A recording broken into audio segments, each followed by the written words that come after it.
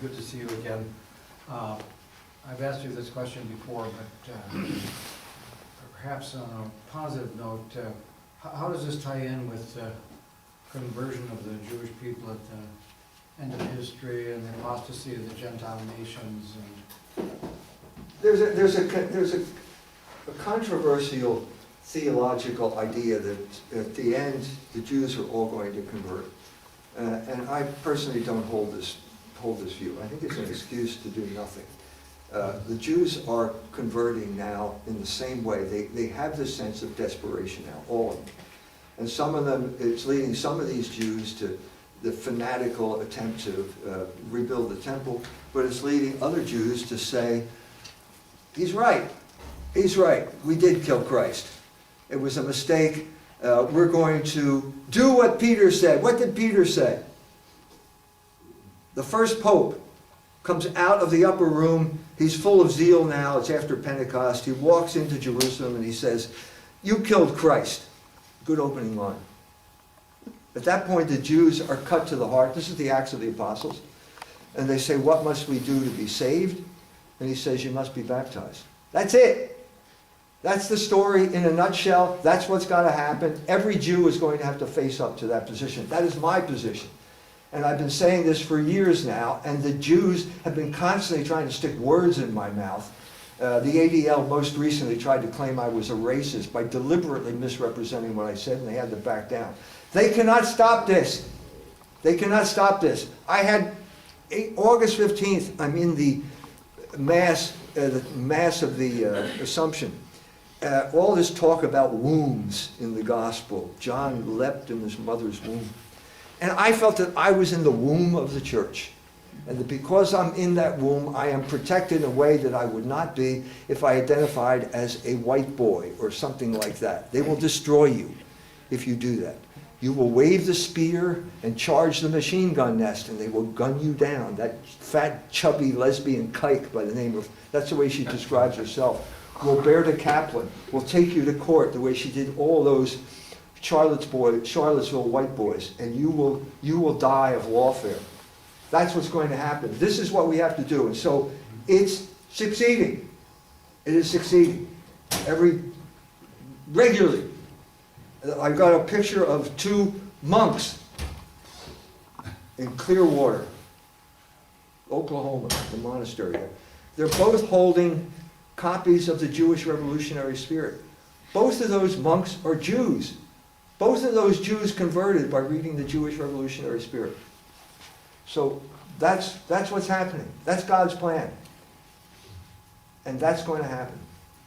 And that's what we want to. Yes? Okay. My question has to do with three Jews. I'm sure you're familiar with all three of them, but I'll start by saying that for many years I've subscribed to a magazine called Chronicles, and it's a very conservative magazine, and typically it's kind of leaned Roman Catholic. I'm not Roman Catholic, but it's leaned that way, but I enjoyed all the Catholic writers, so that's not an issue with me. But the point of it is the current editor, and here's the first Jew, is Paul Gottfried. The second and third Jews I'd just like to mention are Sam Blumenfeld, who was a friend of mine, and Howard Phillips as well. And so my question is simple. Here's three Jews who I have great respect for, and my sense is that if they were, two are passed away. Let me interject that all three of those men have spoken at our Yeah, isn't it interesting? That's not why I'm raising it, but if the three were here today, I mean, to me, you've made a lot of sense. I don't take issue with anything you said at all, but it'd be interesting for me to hear what you might surmise, you might guess, what those three would say in response. Okay, good. I can't talk about the second two guys. I know who Howard Phillips is. Never met him. Yeah. But I have had contact with Paul Gottfried. Yeah. As a matter of fact, I had a conversation with Paul Gottfried in Tom Fleming's living room. Oh, okay. And Tom, he said to me, why are you, he didn't say goyim, but why are you such pussies? Why don't you take on the Jews? He at this point his career had been derailed by the neocons who Norman Pedard's prevented him from getting a chair at Catholic U. He's going to get a chair of politics. So he's mad. He's mad at those Jews. He's caught up in this thing. And I thought, gosh, Paul, you're right. And so that was when I started, determined to write The Jewish Revolutionary Spirit. So I did that, and I'm in the middle of writing this thing, and Sam Francis died. He spoke here too, and so did Tom Glenn. Sam Francis was a conservative columnist, wrote for the Washington Times. He was expelled from the synagogue of conservatism by a man by the name of William F. Buckley, who went down to Washington Times and demanded his getting fired. At that point, Sam didn't have an identity, so he reverted to his childhood identity, which was a white boy, and he became advocating that type of thing. Then he died, okay? And then for some reason, in God's providence, I was asked to give a speech at his memorial. And at that speech, I wrote the speech because I'm right at the point of finishing The Jewish Revolutionary Spirit. So I handed a copy of the speech sent a copy to Paul Godfrey and said, Paul, I listened to what you said. Gave the speech. It like blew up the entire conservative movement. People were screaming. They were running from the room. It was awful. My wife had to defend me from Sam Dixon. He was going to lynch me. The Southern boys were going to lynch me. They had a pole out there ready for me. And my wife grabbed her umbrella and said, if you move, I'm going to whack you with this umbrella. And Sam Dixon backed down. So she held off the white boy. So Paul Godfrey comes up to this point and he says to me, I can't believe you gave that speech. Paul, you're the one who told me to give the speech. What is going on here?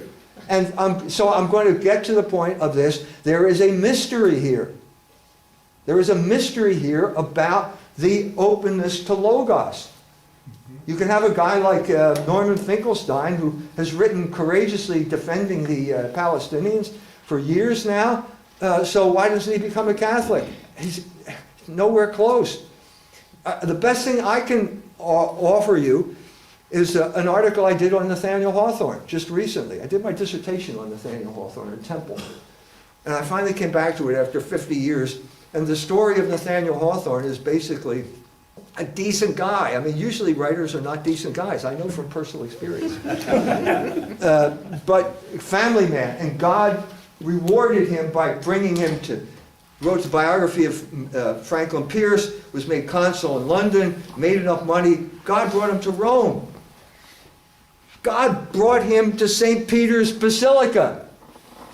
God brought him to the confessional in St. Peter's Basilica, and he walks up there and he can't go in. I don't understand why. I'm saying there's a mystery here. There's a mystery here. I've said it to my Iranian friends. I said the first 3 non-Jews to see Jesus Christ were Persians. They were the Magi. And if you follow that star, I said that star is Logos. That's the order of the universe. You follow that star. I'm saying this to the Iranians. You will end up, you follow that Logos, you'll end up in front of the Logos incarnate. And at that point, that's mystery. I don't know what's going to happen. You have to make that decision. And I don't know why some people do and some people don't. I can't answer that question. The closest I can come is that thing about Hawthorne. He was not a Jew. He hated Calvinism. But I mean, that's as close as I can come. I can't explain anything more. When Gottfried was here, one of the last things I remember he said, because he was laying out for all of us the crisis of the time, and the thing that stands out in my mind, Paul Gottfried, it was almost the end of his speech, and he said, why aren't the Christians pushing back? Yep, good question. I did what and then Paul says to me, I can't believe you gave that speech. I don't know. Next question. I had relatives who died. Of old age. My grandparents, my great-grandparents. So, We condemn old age. The news is out. The mortality rate is hovering at around 100%. now, you brought up some interesting points, and my first question is, what can we do to combat this? But towards the end of what you were answering another question, you're indicating that these chameleons have nowhere to hide, so now all of a sudden they're to become baptized. So when they become in our midst, and they're great chameleons, I've never met one that's not. They're in our midst now. What do we do? What do we do with them then? Right now, we see them, hook Look, nose, it's the same thing. I know what you're talking about. We have in the Catholic Church a kind of neo-converso crisis right now. So you have people like Dawn Goldstein, converts to Catholicism, which is what am I saying, as I said this before, the water of baptism is still on her forehead, and now she's denouncing people like me as an anti-Semite. Dawn, this is not Catholic behavior. You have to change your behavior. You have to convert when you become a Catholic. And if you're still using this anti-Semitic rhetoric, you're still a Jew. You're still, I'm saying, you're acting like a Jew. And I'm saying we have to be forthright and call her out and say, honey, this is not Catholic behavior. This is a Jewish taboo. I went through this thing with that whole Patrick Coffin, Hope is Fuel thing. Okay, they suddenly, all these people are coming together. We're not going to in a room. We're just on the internet together. And so all of a sudden, the commissars like Mark Shea, who works for the Jews, gets on everybody's case and said, you are going to be taboo if you associate with E. Michael Jones. We will shun you. This is Jewish behavior. Jesus Christ ate with tax collectors and prostitutes, and he wasn't at all affected by their sins. And you're not going to be affected by other people's sins. But this is the Jewish taboo that these people are trying. This is the convert to Catholicism. He's an awful person. I hope you didn't record that. just, you know. So then would the answer be to judge them not by by their actions? Of course we have to judge them by their actions. We have to hold them accountable to the Catholic faith which they profess. We can do that to Christian Zionists too, can't we? Well, yeah, sure we can. But do you hold the Pope to that same? I'm speaking specifically of Catholic because I'm a Catholic. I had to deal with this. Obviously, I've been through this in Oklahoma. Young people in Oklahoma come to me and they said to me, look, when I understood what you were saying, my entire world fell apart. Because you can't be anti-abortion and pro-Israel. It doesn't make any sense. And he said, so I said, then what happened? Well, then I became a Catholic. So he was able to make the choice, and there is a resolution to this contradiction. But we have to expose it, and we have to be courageous, and we have to be able to say the word Jew. I guarantee you, it's not a sin to say the word Jew. It's not even a venial sin. You can say it and you don't have to go to confession. Yes, sir. Okay, this is a follow-up on Matt's dichotomy between sneakiness and openness. And we've talked about this open, recognizable approach. I have relatives who died in the Holocaust. And sneakiness would be Paul Gottfried. He spoke here. And you could see 20 signs that he was controlled opposition. He doesn't even claim to be a Christian. But He's not. He's a Jew. yeah, so I just came here and asked him how many people died in the Holocaust. I wanted to expose him as a Holocaust promoter. And he said, oh, about 6,000. About, you know, the regular answer. He gave the regular, 6 million. Yeah, 6 million. I was gonna say 6. He said about 6 million, but he choked before he said it because he was outed. Now this is a question about outing these people. You know this. You mentioned Handsome Truth. Yeah. That he was involved with the flyer in Yeah. the Canadian truckers. Yeah. Okay, there's a guy. There's a phantom.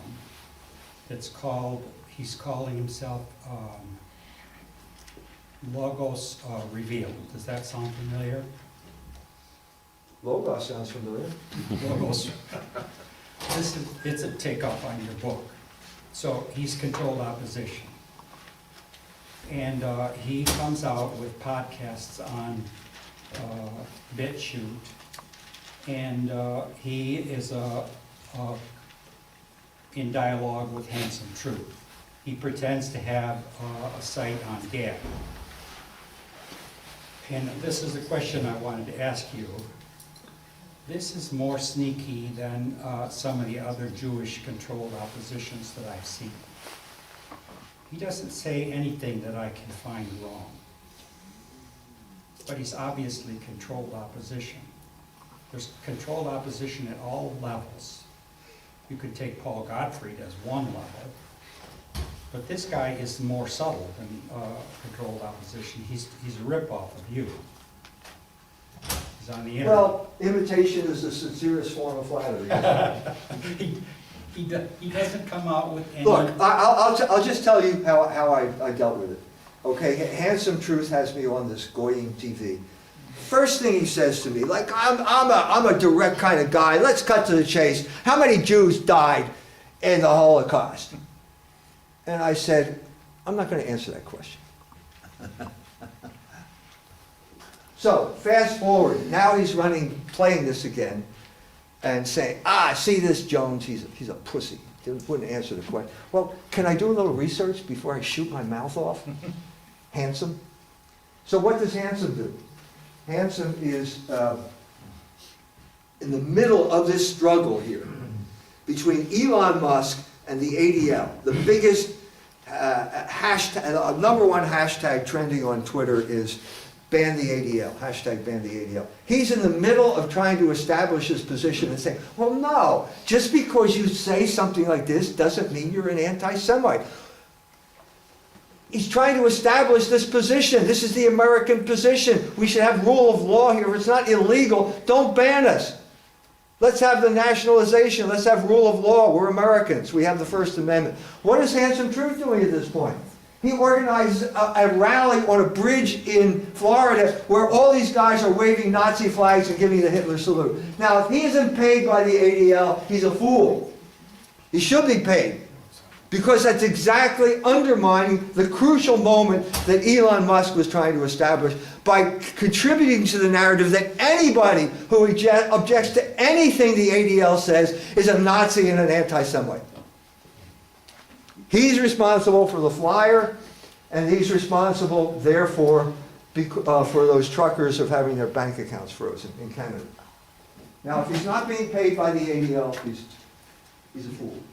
You talking about Victor Davis Hanson? No, I'm talking about Handsome Truth, whatever his name is. I think he's got an Italian name, whatever his name is. I don't know.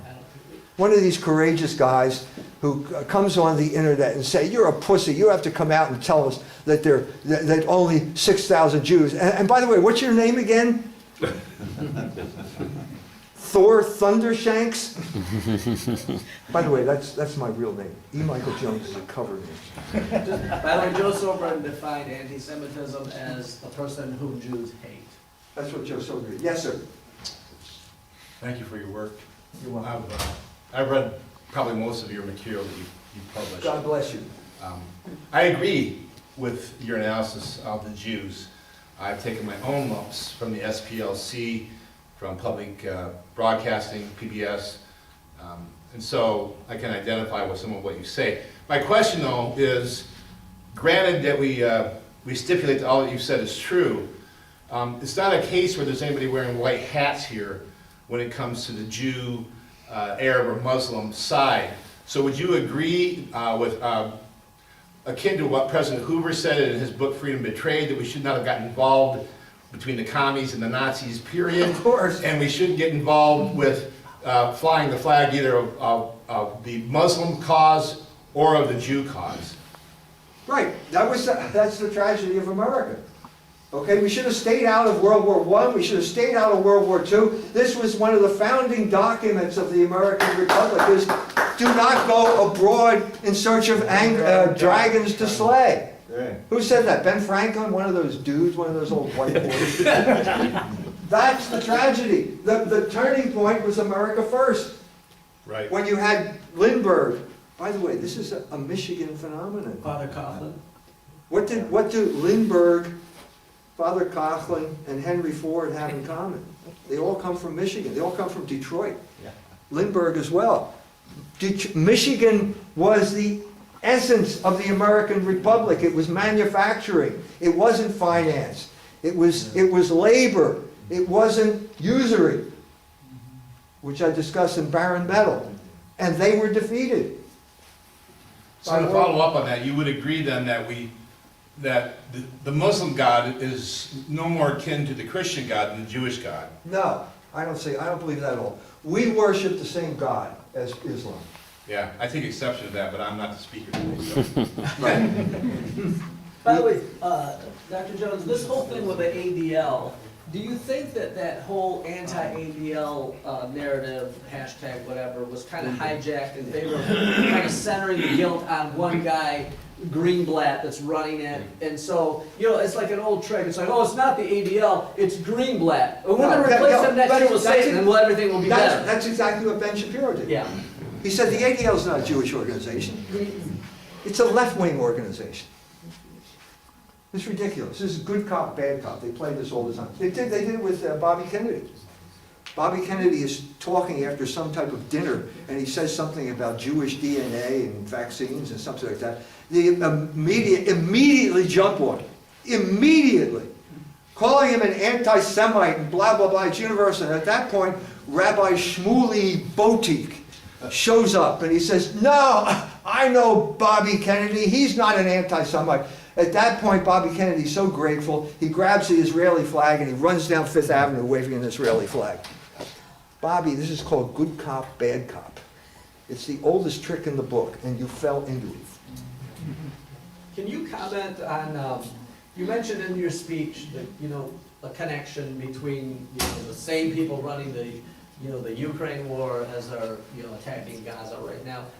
Could you distill for us and maybe show us the connection of what's going on in the war against Russia and Ukraine, and you know, connect these dots for us so that people, because a lot of people don't understand that that's a Jewish war going on in Ukraine. The main lady responsible is Victoria Nuland. She was the one who orchestrated the Maidan coup d'etat that drove the elected president of Ukraine out and put in basically Jews. You know, Zelensky's a Jew. There was another one before him.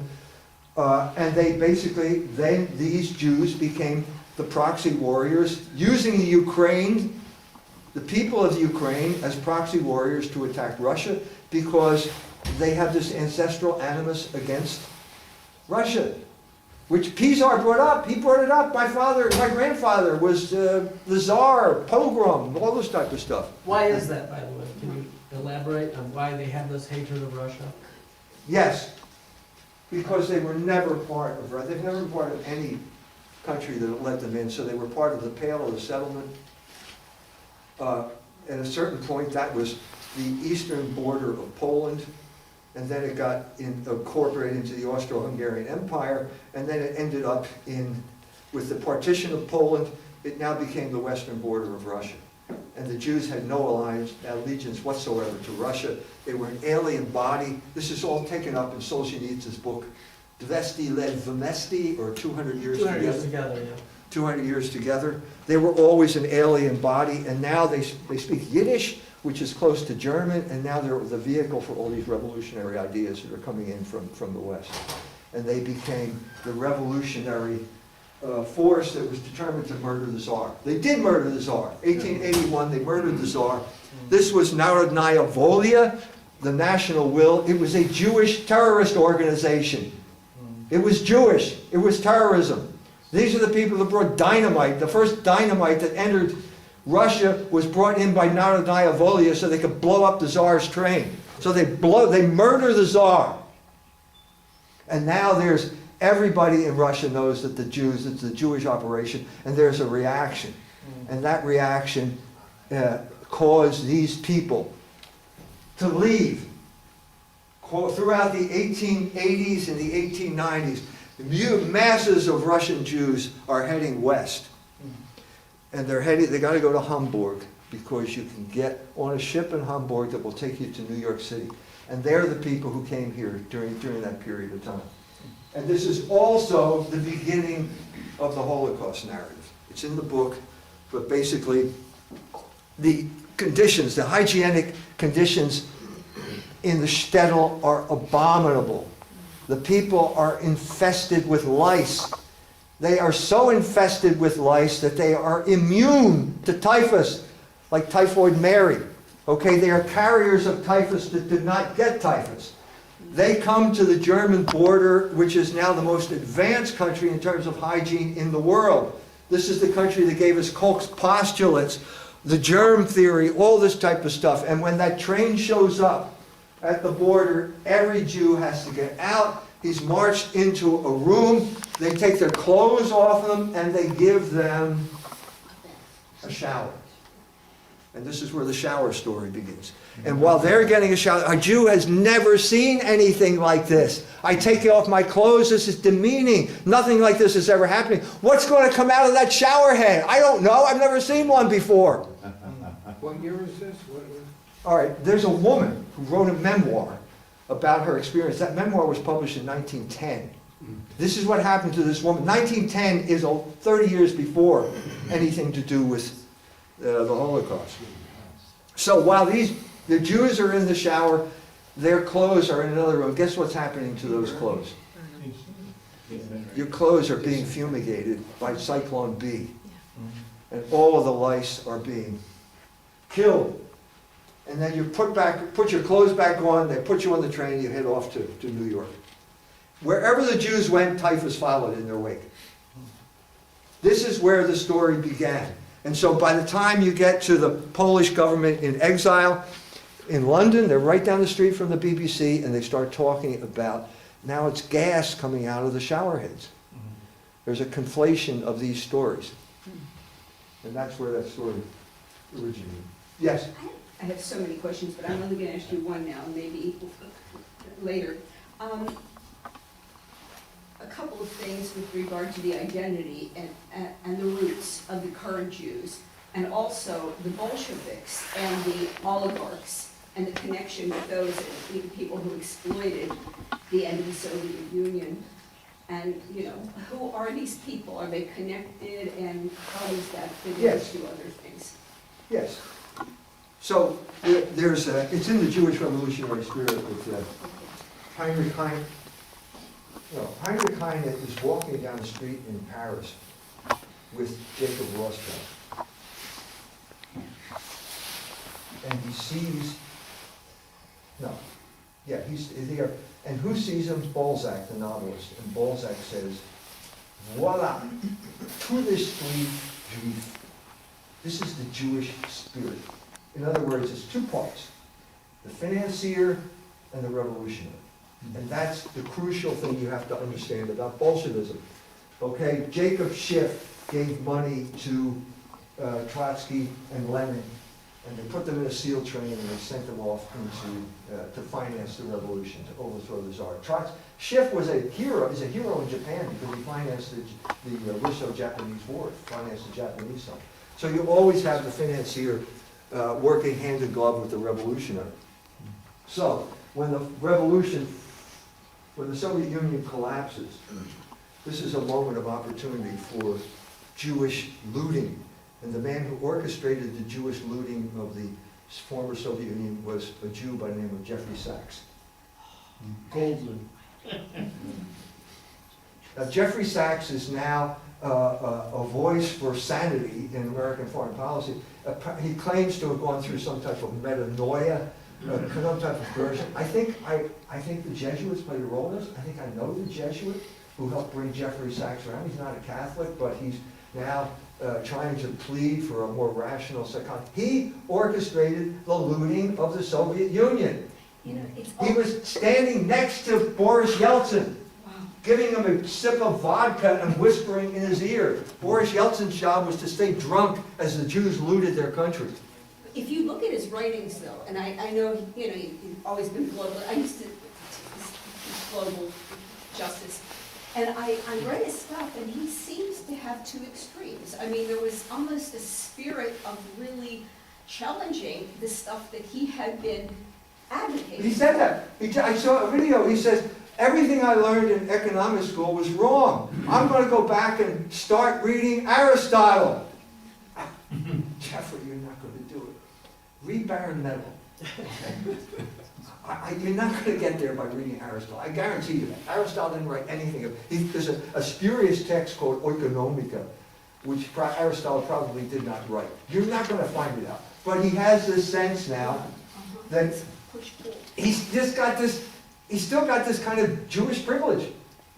I think the main thing preventing conversion, or the main thing wrecking conversion, is Jewish privilege, and they don't want to give it up. Well, he's always been allowed to sit, and including the one board that looked at, I think it was a Journal of Medicine, that looked at the whole COVID narrative. And that's when he started opening up his eyes and actually speaking about it. Yeah. Although you always wonder, is he controlled opposition? No, I'm not saying he's controlled I opposition. don't think he is. I am saying I think he's a sincere man who needs to go to confession and confess that he wrecked Bolivia, that he created the communist reaction in Bolivia by being a disciple of Milton Friedman with shock therapy. He needs to do penance for that. He needs to do penance for what he did to the Soviet Union. And he needs to stop, get in contact with reality. And if you look, these are sins that you committed. If you die and you're not baptized, you'll go to hell. And your sins will not be forgiven. So the Christian charity demands that we hold up the mirror to Jeffrey Sachs and say, you did this. You killed Christ, just what St. Peter did. And he's going to have to be cut to the heart, and he's going to have to say, what must I do to be saved? And we're going to have to say, you have to be baptized. He'll probably wreck his gig at the Vatican if he does it. Any comments on Mark Levin? No. There was a little bit- Don't know enough about him to comment. There was a little bit of weirdness at the Trump impeachment hearings. I couldn't remember his name, the gentleman here to help me remember his name. The colonel by the name of Vindman, he was one of the guys that was the witness against Yeah, I Trump. remember And the funny thing about Vindman and his brother, they're both high up in the United States military. They all have all kinds of ribbons, Yeah. for runny noses and all kinds of things that they've done in the past. And he was born in Ukraine, and he came to the United States, he and his brother are twins, like when they were 4 years old.